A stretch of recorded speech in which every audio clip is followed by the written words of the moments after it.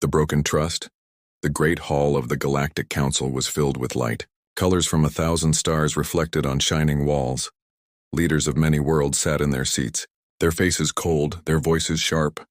Today the subject was Earth, and everyone knew the air was heavy with tension. The human ambassador, a man with calm eyes and steady hands, stood in the center. He had carried hope when he entered, but that hope was fading fast. Alien voices rose around him.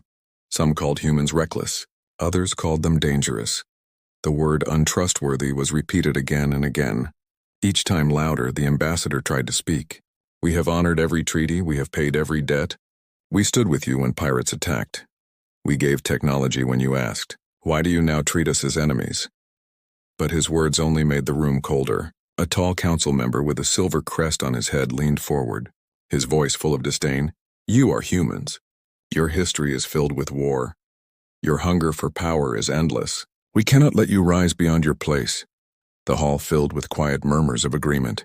The ambassador clenched his fists, but his face stayed calm. He knew anger would only make them stronger. He simply replied, we only ask for respect, nothing more.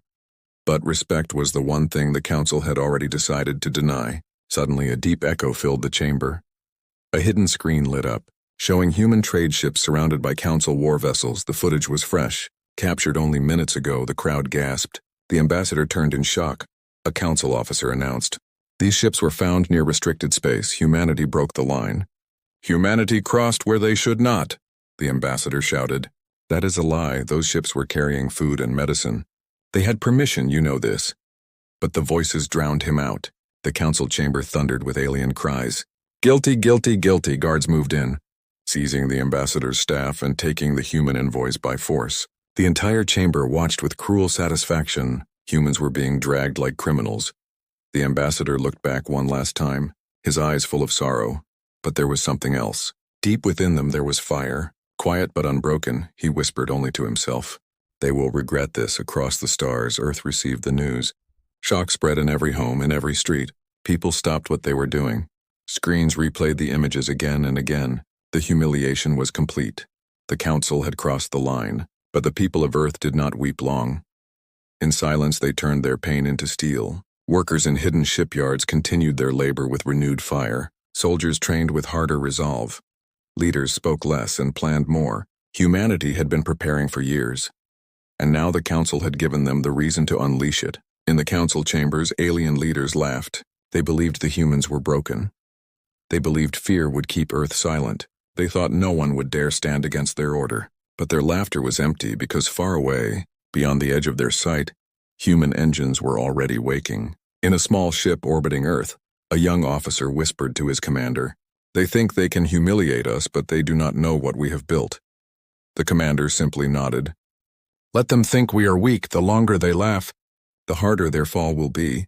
The story of betrayal spread fast. Some alien nations felt uneasy. Some wondered if the council had gone too far, but none spoke against it. Fear ruled them, fear of the council's power.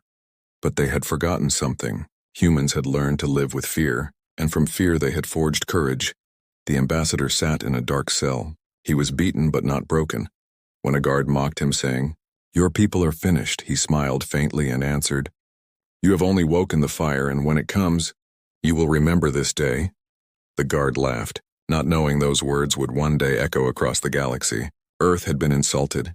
Humanity had been betrayed, and the line had been crossed, but the council did not yet understand what that meant. They believed they had silenced a small world, but instead, they had given birth to something greater. As the night spread over Earth, families lit candles. Old veterans spoke of battles fought long ago. Children looked at the stars with fierce determination. The humiliation became a seed that would soon grow into fire. The council had broken trust, but they had also written their own fate. Humanity would answer not with words, not with pleas, but with fury.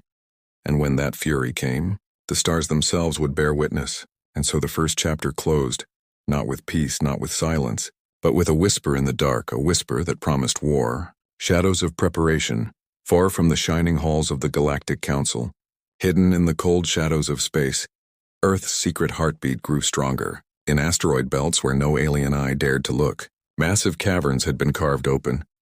Deep inside them lay humanity's greatest secret. The Armada, for years, engineers, scientists, And ordinary workers had labored in silence. Their hands blistered, their backs bent, but their hearts unbroken.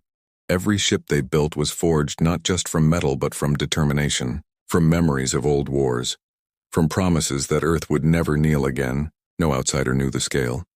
Even the Council spies who tried to slip near Earth's borders never returned. Their ships vanished, their signals lost. Whispers said the humans had strange defenses, weapons that could erase entire fleets in silence in one of the vast hangars. A young pilot stood in awe before a warship larger than any vessel he had ever seen, its hull black as night, its engines glowing faintly like a sleeping beast. He whispered, "This does not look like a ship. It looks like a world ready to move."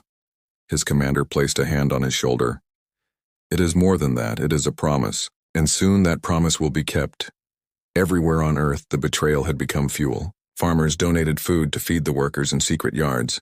Students skipped rest to design systems that would make ships faster. Mothers and fathers gave their sons and daughters to the training academies. No one asked for reward.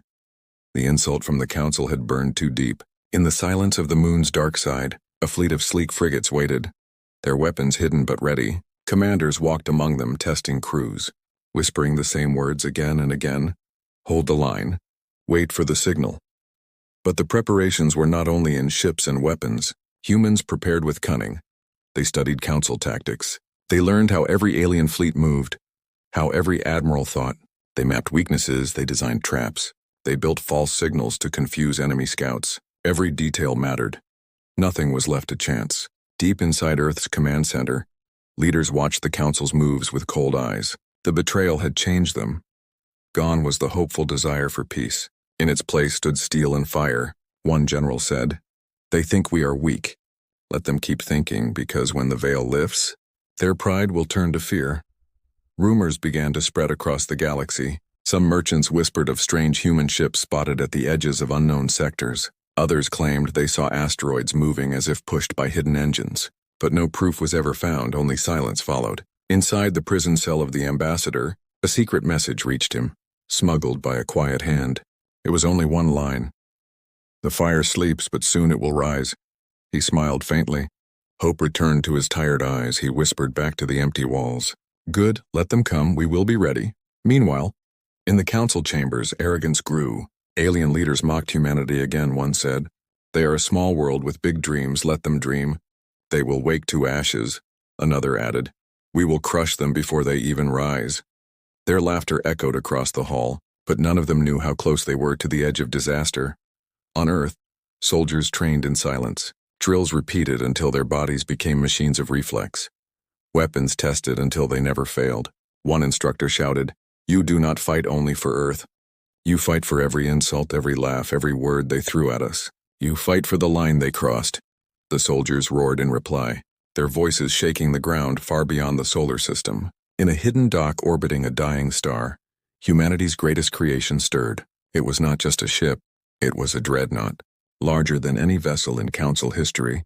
Its core pulsed with energy unknown to alien science, even asleep. It radiated power. Engineers called it the Leviathan. And when it moved, it would change the balance of the galaxy forever. Suspense thickened because though humanity prepared, they remained silent, no declaration, no warning, only whispers and shadows. The galaxy believed Earth had accepted its place, but behind the curtain, the stage was being set for fire one night. As the stars shimmered over Earth, a child looked up at the sky and asked her father, "Will they come again?" The father nodded. "Yes, they will come, but this time, we will not be the ones who bow." The child smiled, her eyes shining, and whispered, "Then let them see what humans can do." And so, in the silence of hidden shipyards, the engines continued to wake. The shadows of preparation stretched longer, and the promise of fury grew stronger. The Council had broken trust, but Earth was preparing something far greater, something the galaxy was not ready to face. And when the curtain finally lifted, the stars would burn with the fire of humanity's wrath.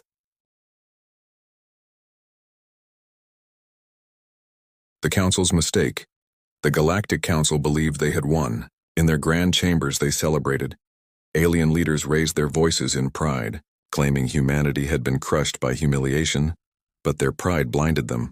They could not see the storm gathering just beyond the edge of their sight. Council admirals gathered in war rooms, their maps glowing with bright lines. One admiral slammed his fist. "Humans must not be allowed to rise. We will send fleets to their borders. We will cut them off from trade, and soon they will crawl to us begging for mercy." Others nodded, convinced the humans were too weak to resist. But far away, at the border of human space, Council scouts began to notice strange signals, faint pulses of energy, readings that made no sense. One officer whispered nervously, "These numbers are impossible. No ship should burn with such power," his commander laughed. "You are seeing ghosts. Humans cannot build such things." The report was dismissed, the warning ignored. This was their first mistake. The second mistake came when the Council ordered a fleet of 200 warships into the solar system's edge. They expected no resistance, only silence.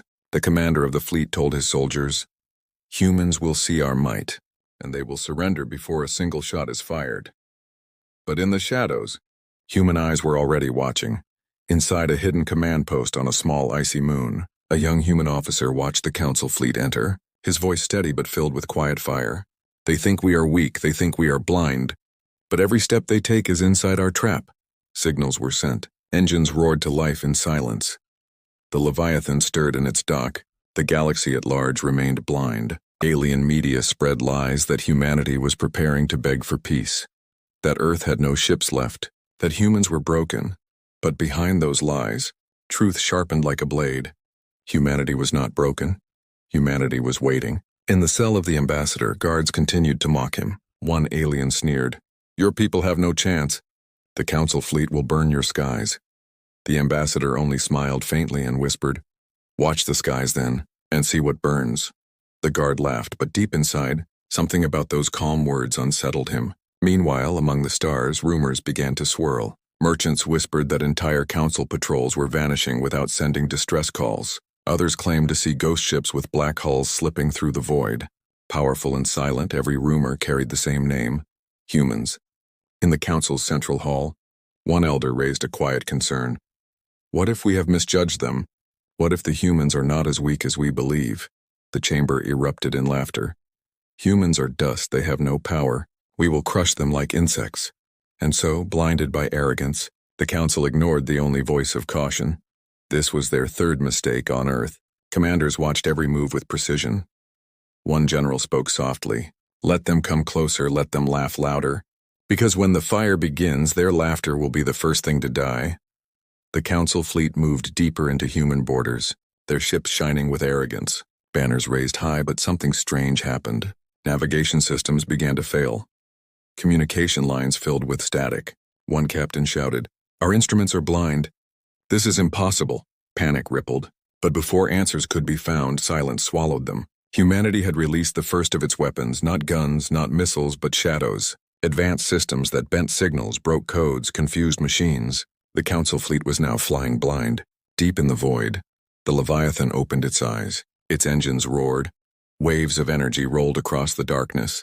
For the first time, the galaxy felt the pulse of a ship that should not exist. It moved like a world of steel, slow, massive, unstoppable. Council captains looked up at their screens in terror. One whispered, "What is that?" "No ship should be that large," another shouted. "It cannot be human. No human could build such a thing." But denial could not erase what their eyes saw. The trap was ready, the fleets were in place. Humanity's silence was about to break.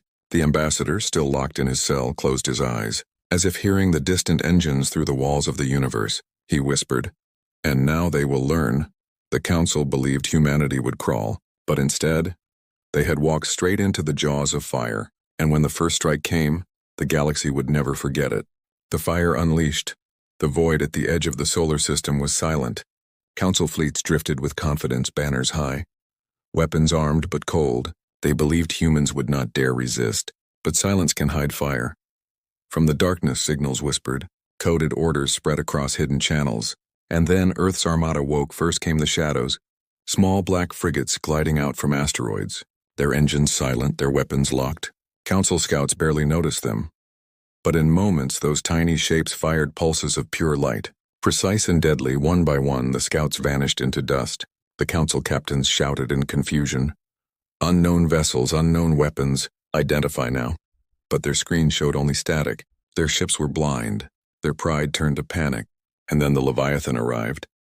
It emerged like a mountain rising from the deep void, its hull stretching across the stars, black steel glimmering with rivers of fire. Its engines thundered like storms. Council crews froze in disbelief. One whispered, "It's not a ship. It's a planet with guns," another screamed, "Impossible! Impossible!" The Leviathan's first strike came without warning. A single beam of white energy cut through space, slicing a Council battleship in half. Its fire burned so bright that it lit the hulls of every ship nearby, and silence followed. Because no one had seen such power before, panic spread across the Council fleet. Orders clashed, signals broke apart, ships collided in confusion, and in that chaos, the rest of humanity's armada revealed itself. Dreadnoughts, cruisers, destroyers, each painted black and armed with fire unseen in galactic history. Human commanders spoke only one phrase: strike without mercy. The battle that followed shook the void.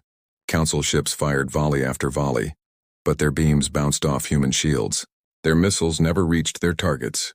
Intercepted mid-flight by swarms of human drones, the Council realized too late that Earth had studied them, prepared for them, and built weapons to break them. A single human destroyer outmaneuvered 10 Council ships, cutting through them like a blade through paper. Explosions painted the stars red, every blast echoing like thunder. Inside the Leviathan's bridge, the commander watched the destruction calmly. They laughed at us. Now they see our answer. His officers nodded, their voices cold, their eyes fixed. On Council flagships, admirals shouted for retreat, but their words were drowned in screams as human dreadnoughts encircled them.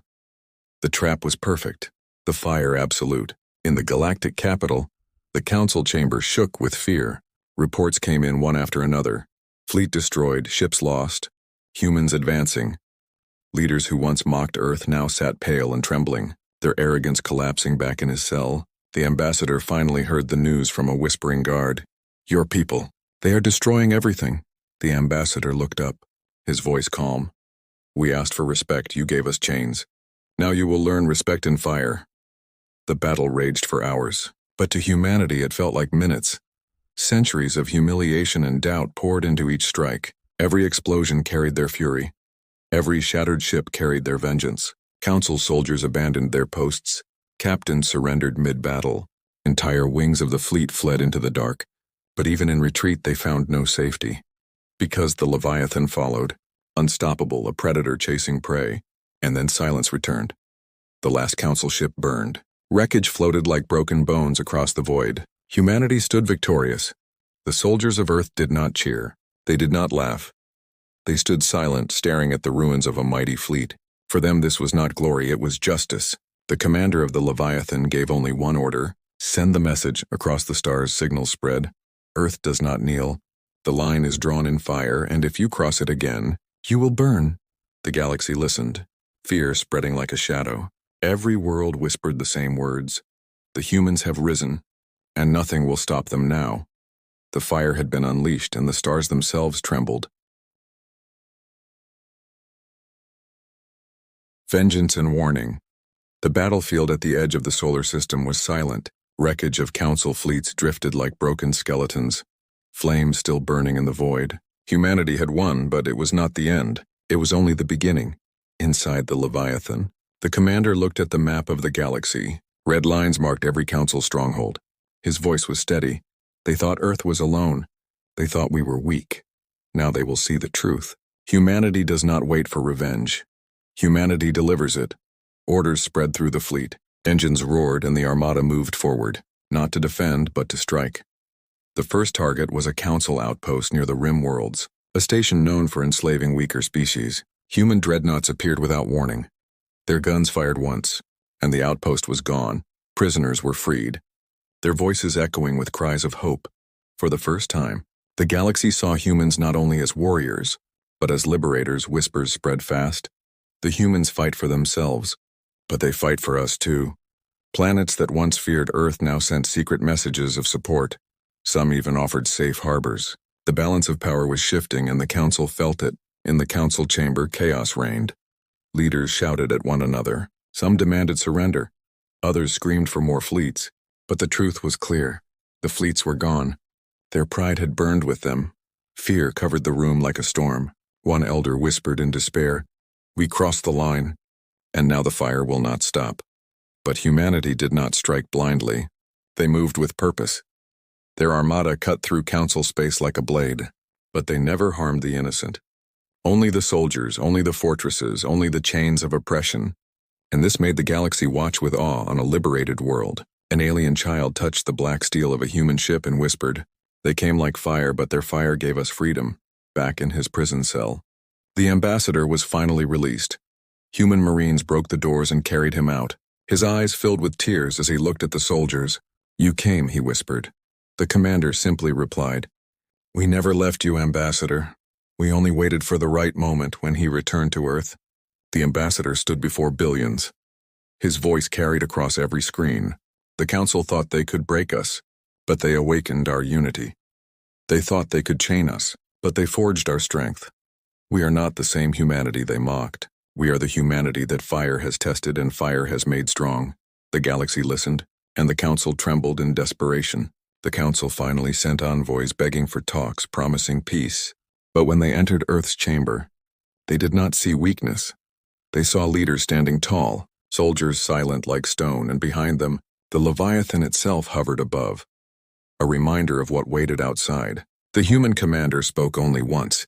"We did not want war, we asked for respect. You gave us chains and betrayal, remember this. Cross our line again, and the stars will burn with your ruin."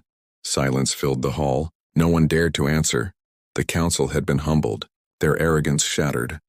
And though humanity did not destroy them completely, the warning was enough. The fire had been shown. The fire would not be forgotten. In the years that followed, the galaxy shifted. No Council law dared touch Earth again. No chain was thrown on humanity again, because everyone remembered the day the line was crossed, and the day humanity struck back with fire.